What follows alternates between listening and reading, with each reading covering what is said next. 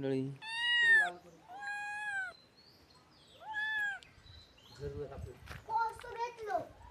बघा अशी कोकमा सुकवतात. माझ्या पाठी बघा कोकमा बघा कशी सुकवली जातात.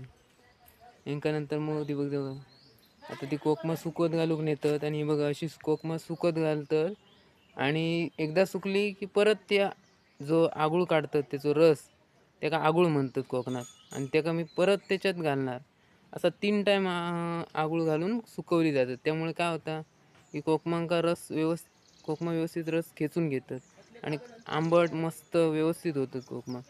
हे बघा माझ्या पाठी बघू शकता ते बघा कोकमा अशी सुकत घालतात उन्हात.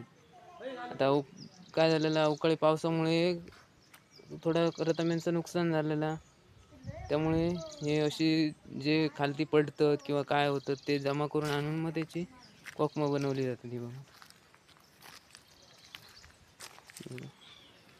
अशी सुकत घालतात.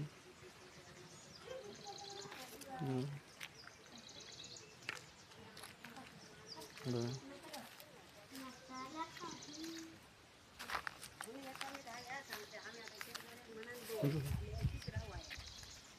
हे बी आहे.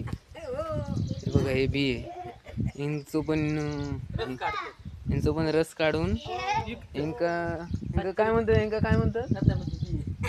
यांका रतांब्याचे बिये म्हणतात पण त्यांका नंतर रका वगैरे लावून ते सुकवले जातात आणि नंतर सुकून मग त्यांका पण योग्य दर भेटत. हे बघा हे बिये